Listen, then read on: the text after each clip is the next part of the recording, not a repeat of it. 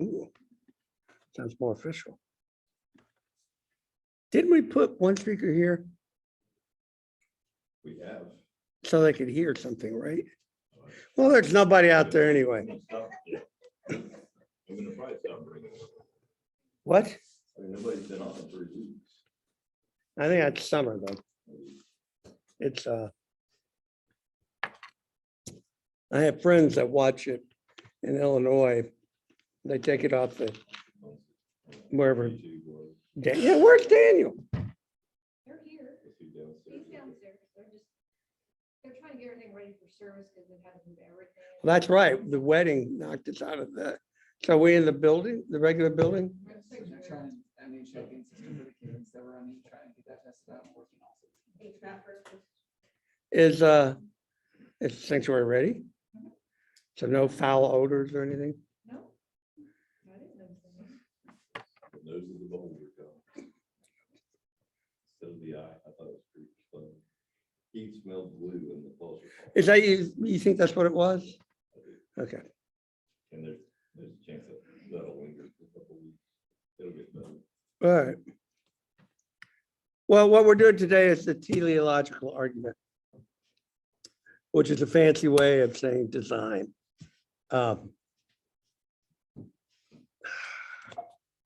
think I would know this by now?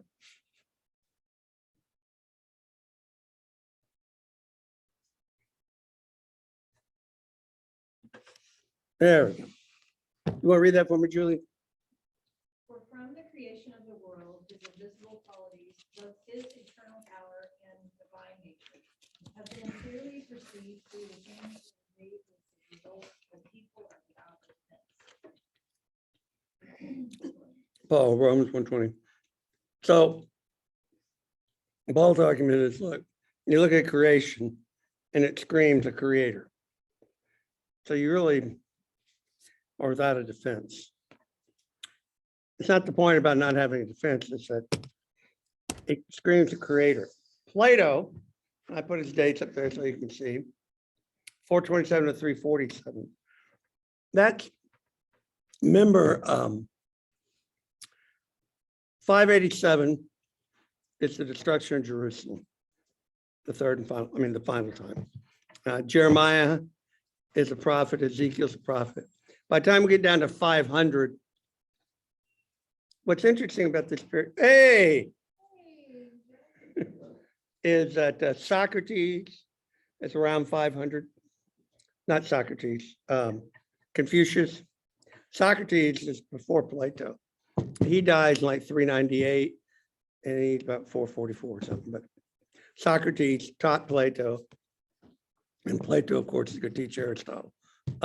It's a pretty interesting period, right around the year 500, plus or minus. And anyway, Plato said, look, the existence of the soul make people think about God. And he doesn't even argue for the existence of the soul. Everybody knows we have one. He said, astronomy or science, the fact that the stars move, and when you're sitting out there, we used to do a men's retreat in Colorado. A friend of ours had a cabin up in the mountains. And when you're in the mountains away from Denver, it's astonishing. The panoply of the stars. And so in the ancient world, there would have been light pollution about a city like Athens, but they would have had plenty of opportunity to see the stars and just be amazed by them. And the fact that there's an order to it, it's the order screams mind. And as he put it, all things are under the dominion of a mind, which ordered the universe. And he used the argument of the existence of the soul and of nature itself.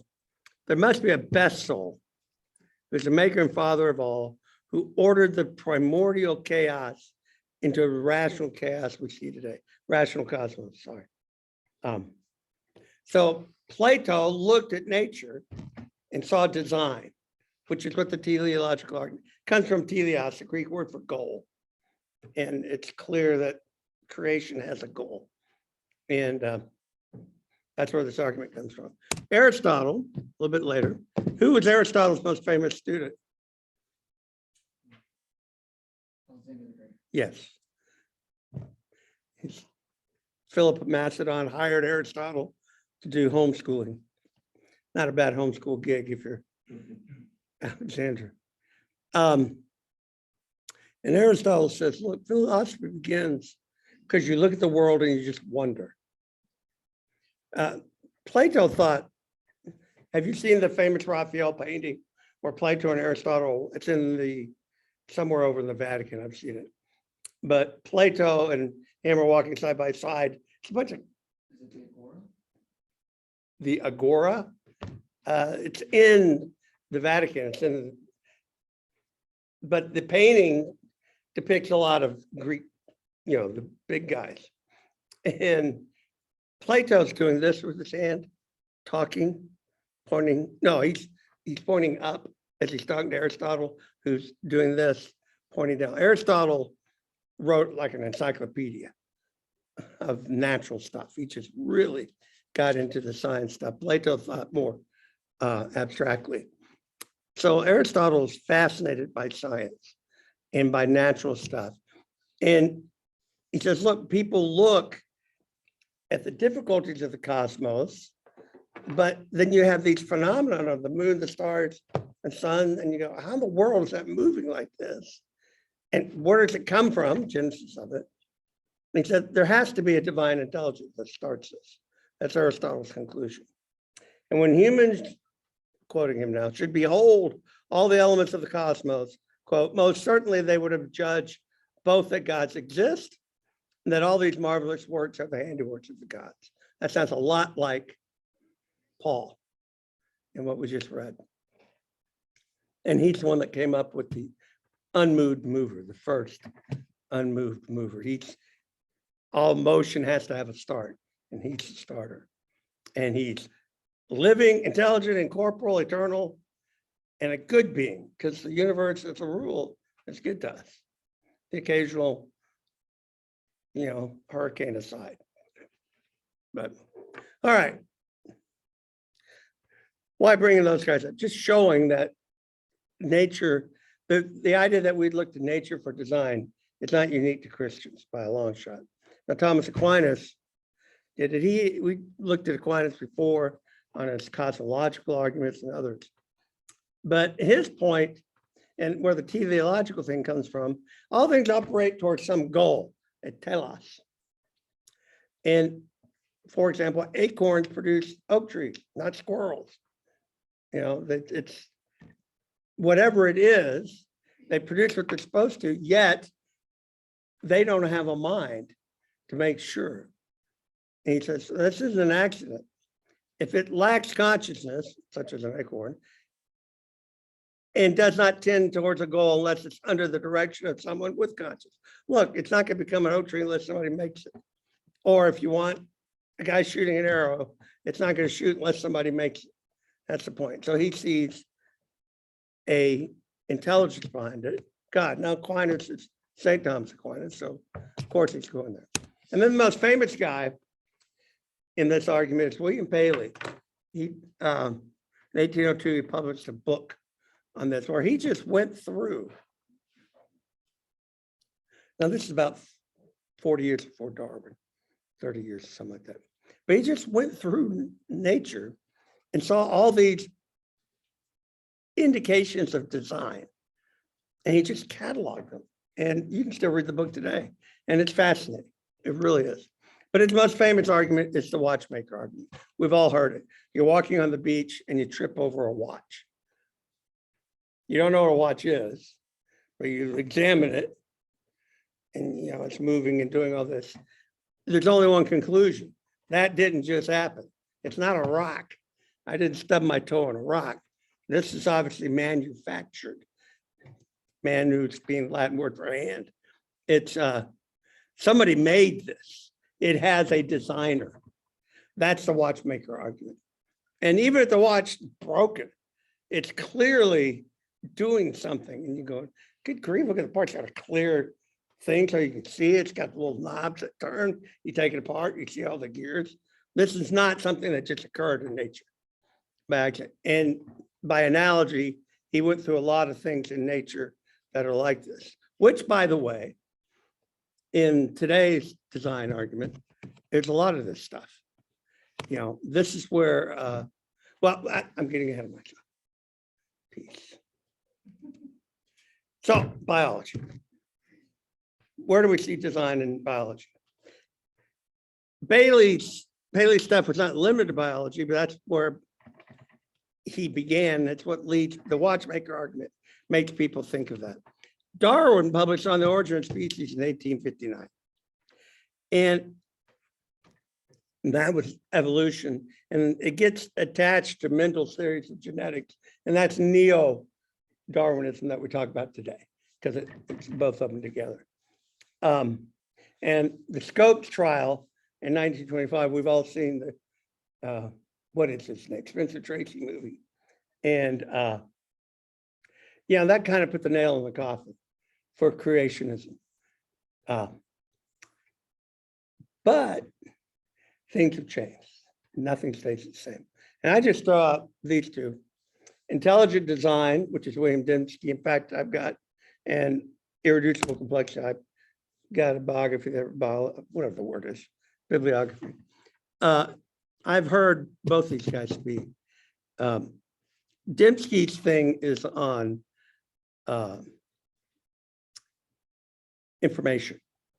When do you have information that's not just random information? When it's from something. And the information we see in nature has to come from a mind. It's not just randomly produced. The big examples would be DNA.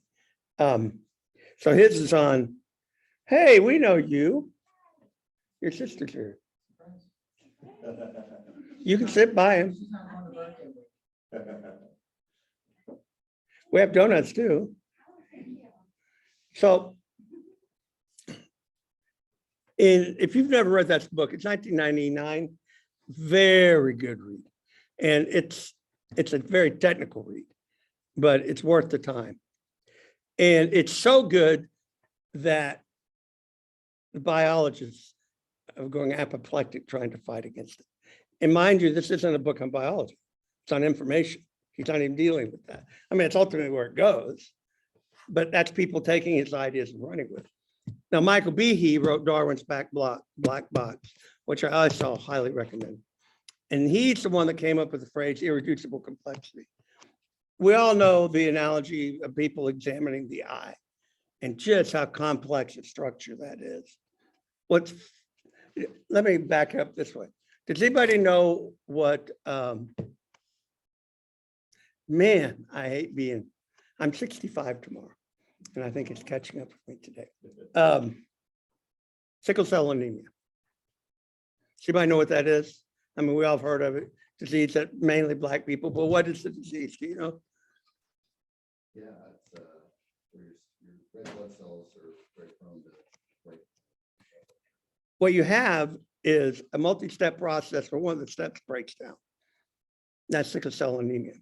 Remember how Darwin, and that simple explanation is for a point. Remember how Darwin claims evolution works. We have a process, and if you have enough births, you're going to have a mutation. It just happens. That's the way it is in nature. And if you get enough mutations, eventually, the argument runs, one of those mutations is going to be an advantage instead of a disadvantage. And then that advantage will allow that organism to survive better. And so it stays and it gets passed on. You understand the process? It's reasonable. It is. The problem is when we have these 7, 8, and more step processes. And the eye is a good example of it. If you remove one of those processes, one of those steps, the process breaks down.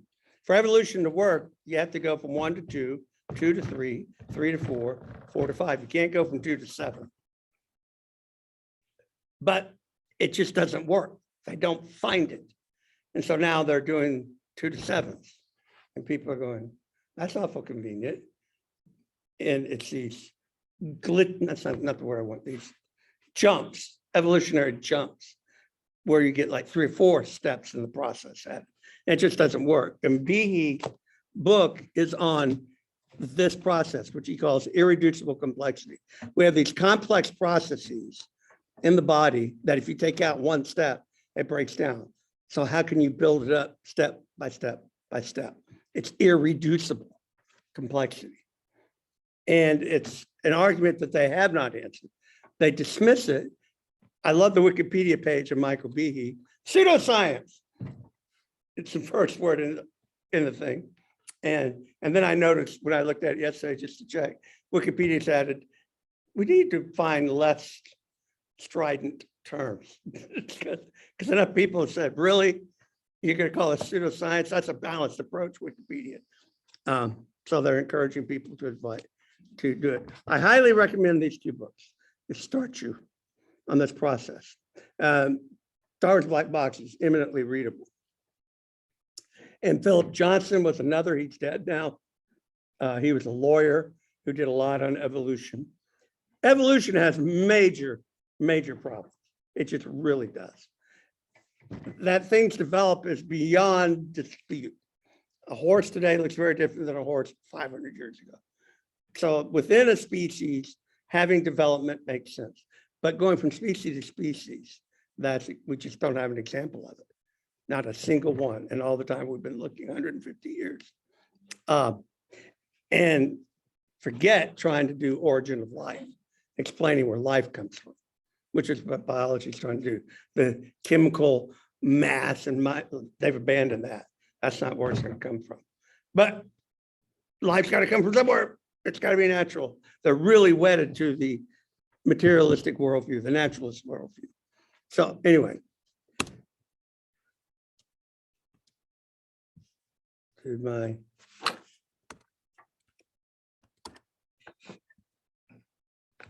My computer froze.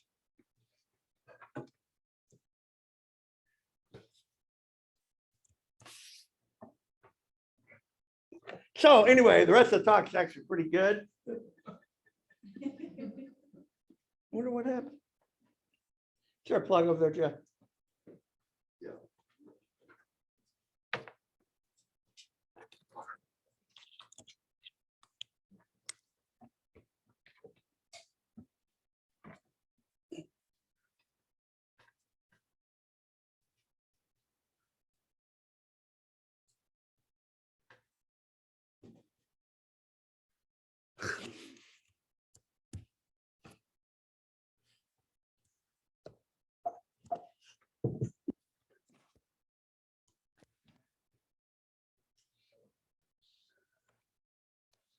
Okay, that was odd.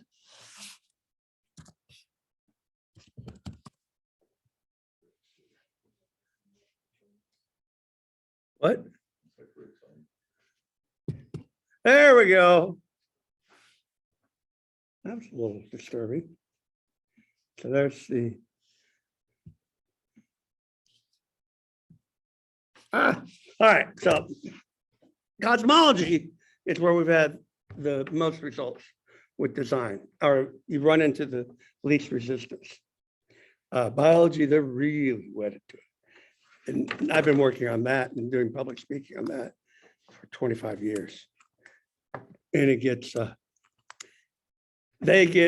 they lose more ground, they get more trenchant in the way they do it. And I go, really? Why are you so wedded to this? Yeah, nobody's disputing that animals develop, but you have no example of speciation. You sure as heck don't have anything that'll lend to an origin of life. All right, cosmology, different animal. For there to be intelligent life anywhere in the universe, you have to have a delicate balance of all these. In fact, you know what the speed of light is, right? You don't know the number, but you know it's a constant, right? And the gravitational force is a constant, and all these things. Those constants and then quantities of things that were present at the Big Bang so that life could develop is an incredibly complex interaction and very delicate. That's that first line. And non-Christian developments, they call it fine tuning. Now, that is not to say design. Fine tuning is not design. All they're saying is there's this remarkable, there's a book called Rare Earth. Yeah, it's about 25 years old. Very good. Cosmologist talking about, the famous Carl Sagan, the billions and billions of stars, sort of stuff. And yes, with all the planets and stuff we have in the universe, there's got to be life elsewhere. And these two cosmologists said, no, no, there's not. The Earth, and they're not arguing for God. They're just saying this is the only place that life is. He says it's extremely rare. If there's somewhere else, we'll never see it.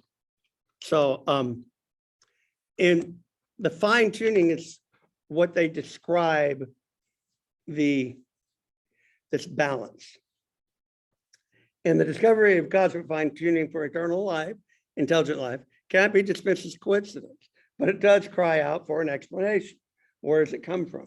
And I've told you that I have the movie, I ought to show it one day, where this cosmologist guy, yeah, we've been climbing the mountain for hundreds of years, and we get up there, it's a group of theologians waiting for us. He says it's really hard to avoid God talk when you look at this stuff. Now, that doesn't mean Christian God or anything like that, but it's hard not to talk about a creator. Now, nature's constants, and there I give you some: speed of light, force of gravity, electromagnetic force, blah, blah. Their values are numbers, and they're not determined by the laws themselves. The number that represents the gravitational force, it's not determined by Newton's law of gravity. It's just that it's necessary to get that law to work. And in different in different applications of that law, they go, we need this number every time. And so they call it the gravitational constant. And the speed of light, the same thing. It's not like they measured the speed of light. Einstein said, well, we need this. And could you change those values? Yes, but the universe would be the same, would not be the same. It would be a different universe. And it would look very different. And for it to support life, we need these constants. Speed of light needs to be this. And in addition, there are certain quantities of things that had to be present at the Big Bang for life to be supported. Again, these are not determined by the laws, but for intelligent life to exist, it has to follow these parameters. The initial level of entropy, which is the disorder present at the Big Bang, for example. Now, these constants and quantities have to fall into a very narrow range. Now, do you know how you do probabilities? You end up having to multiply them. Let's say what's the probability of getting a 5 7 times in a row?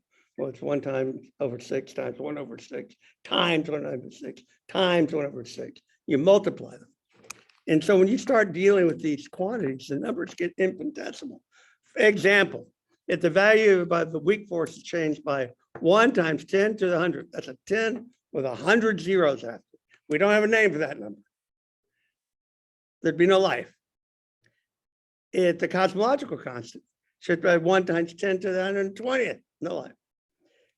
Just to give you some comparisons, the universe is only about 10 to the 17th seconds old. 15.5 billion years, whatever. So these numbers, we're talking about incredibly large numbers. And there are only 10 to the 80th particles in the entire universe. Now, obviously that's an estimation, but you get the idea. So these 10 to the 100, 10 to the 120th are astronomical figures. And I put the little note, the fine tuning does not mean design. It's a neutral term. It's just that this confluence of all these things so that life can exist just begs to be addressed. Now, what are some of the objections? Well, you could change the constants to quantities. It'd mean a different type of life. Doesn't mean no life. No. Any change at all on organisms wouldn't be able to take in food or extract energy, grow, adapt for environment, or reproduce. There'd be no life. There's no bacteria. That's what he's saying. So no, there's no life if you change these. A universe governed by different laws of nature may not have such disastrous results. It's not that misunderstands the argument. Same universe and laws, but different values of the constants and quantities is what we're arguing. Among universes governed by our laws, there's almost no chance that a randomly chosen universe would be life permitting. That's where we're getting this. We have our laws. So what are the odds that we produce the universe with our laws? We're not talking about other stuff, with these laws. And it's incredibly small. So here's the actual argument, because we've done one of these every time. By the way, there's a sheet up. I put it up last night. So the fine tuning, again, not design, this confluence of these factors, and it's astronomical, okay, to make this work. So that's either because it has to be that way, physical necessity, random chance, or by design. Those are your three options. Those are the only ways this can happen. We've covered them all. If you can come up with another one, publish it.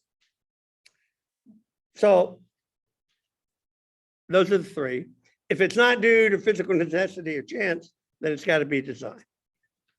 All right. So what we're going to look at are physical necessity and chance.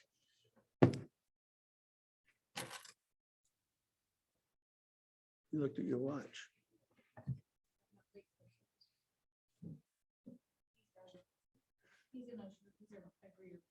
Go greet. Greet well, young man. It threw me off. So look, if you're saying that the universe has to be the way it is by physical necessity, then you're saying the universe has to be life permitting. The constants and quantities must have the values they do. But that's to say that a life prohibiting universe is a physical impossibility. But the values aren't determined by the laws of nature. It's not that Newton's law of gravity forces this number to be there. It's Newton's law of gravity reveals that number. That's a very different process. So why can't they be different? They're not necessary. There wouldn't be no life. Well, what about a theory of everything? You know, you guys ever watch the show Big Bang Theory? He's always messing with string theory, right? Well, string theory is a theory of everything. And all that means is getting these four basic nature forces, gravity, weak force, strong force, electromagnetism, down to one equation. That's all that is. It's not an explanation of everything that occurs on the planet. But even with that, string theory requires 11 dimensions. It's a mathematical thought experiment, is all it is. How the 11 dimensions, how would you measure that? You have no tangible evidence for it. That's the whole point. So physical necessity is actually not likely. The big one that they usually go for is chance. Is the current life permitting universe just simply chance? And the odds of this are beyond comprehension. And I already gave you the numbers. Let's do an illustration. So you've got a lottery with billions and billions and billions of balls, okay? Because you have an infinite number of universes that are theoretically constructible. So you got all these billions of balls. They're all white except for one, black ball. And you do a lottery, and out pops a black ball. Now, the odds of producing any particular ball, it's the same across the board. That ball, this ball, that ball, the black ball doesn't matter. But that's not what we're asking. What are the odds of getting that black ball as against any of the white balls? And that is what we're talking about with a life permitting universe. It's dwarfed. It's an astronomically infinitesimal number.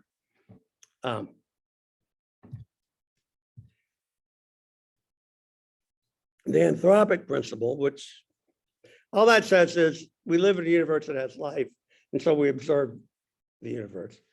Therefore, we see this stuff. It says, but in order for it to be observed, there has to be an observer.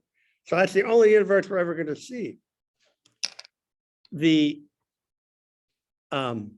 You're back to the white ball, black ball problem, though. It's, let's say you get pulled over on your trip to Mexico and they find drugs in your car. Of course, they put the drugs there because we know you wouldn't take drugs.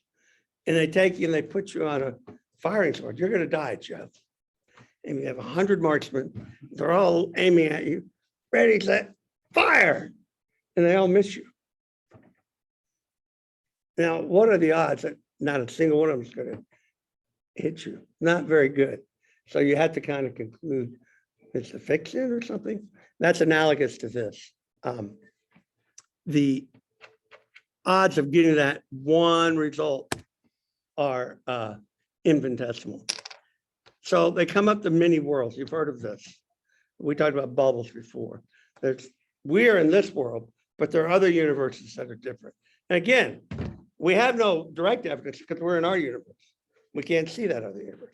This is a thought experiment. And if we have an infinite number of universes, one of which is life permitting,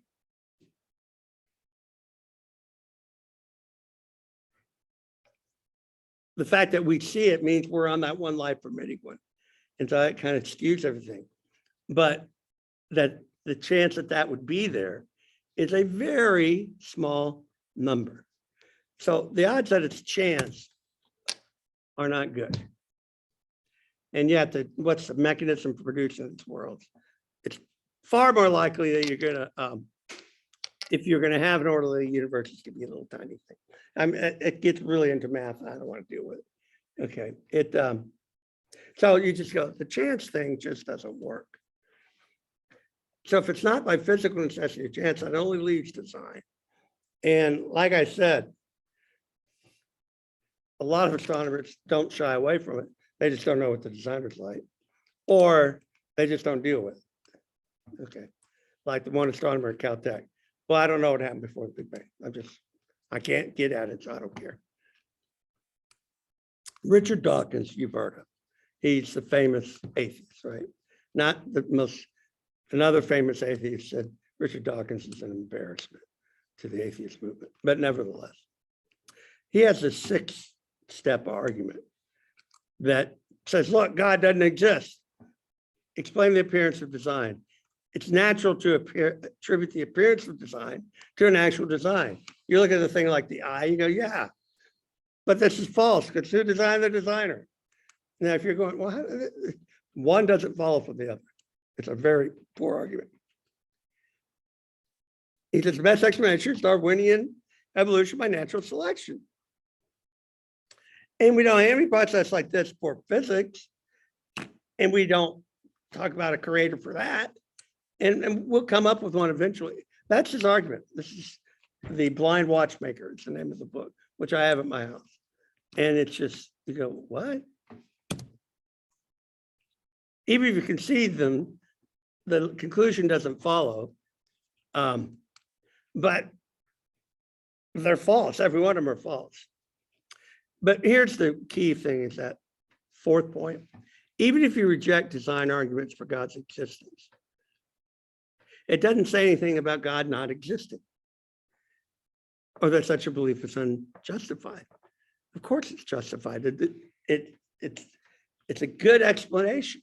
Now, whether it's enough to prove it, but it's evidence. And that ends the discussion. So, stop sharing. There we go. Now I went over that real quick. There's lots of books out there on that. But again, if you're really interested, you can look at William Lane Craig, the one that wrote the book that I got this from, On Guard. It's written at a college level, not too bad. Hugh Ross, it's another guy who does a lot of this stuff. And it's fascinating. But if you could prove the existence of God, every rational human being would be a deist or a theist, but they're not. But what you can do is support that being a theist is a rational position and with some justification. And so being an atheist is kind of an irrational position, especially if you actually could be a true atheist and say, there is no God. That's what atheism said. Most people are not atheists. They're agnostic. I don't know. That's what they want to say. And they don't know because they don't want to deal with the repercussions of it. And what's my favorite line? Because everybody wants to do what? sleep with their secretary. Everybody wants to sleep with their secretary. So if we don't have a desire to answer to anybody. That's where this goes. So, and this might have been a little unsatisfactory for the last one, but I'm tired. It's a lot of work, but I highly encourage you to read this stuff. Most of you guys in here would enjoy those things, those books. So we're going to start Romans. I've translated the first 4 chapters. I'll finish it up by the time we begin. We're going to look at my translation, Josh, because I'm an egotistical pig that likes to do that. But it just makes it interesting. I can bring out stuff that the other translations don't. We'll start that, and so I'll be gone the next 2 Sundays. And so we'll start at whatever Sunday that, I think that takes us to the end of July. So the first Sunday in August is where we'll start. Now, I'm gonna be out of town next Sunday. I may come to class 2 Sundays, but I'm not teaching because I'll be very tired if I make it. Are you guys gonna meet? We may not be here next week either, so I don't. Somebody wants to decide if we're gonna teach or not. Okay. Nobody's jumping up to volunteer, but we'll talk about it on the list. Maury won't because he's going to be at the lake. Teaching the lake. Rick is wherever Rick is. Rick and Lori. So they can't We'll do be it. traveling, yes. We'll be Where are traveling. y'all? Well, we're still in Stanfield, but we're gonna be leaving Oregon by the end of the month and heading out to Oklahoma. So plan to be out there around the 12th of August. Okay, through the you're end gonna of come? August. Yes, of course. Okay. We Good. want some donuts. Save us some donuts. We'll just sign you up. Oh, there you go. I'll take care of that. Works. All right, well, let's close in prayer. Jeff, would you close this, please? God, we just thank you for giving us a chance to come and worship and learn more about you and the creation. Jesus, we thank you for Don and the time he's put into this series and into this class. Just grant him a safe trip and all those that are traveling, bring them back safe. Be with us now in this service. In Jesus' name, amen. Amen. Now, don't forget, we have a baptism coming up. You come back up here. We can have that one. No, we're going to be in church the whole time, but there'll be a reception up here after church. Yeah, yeah.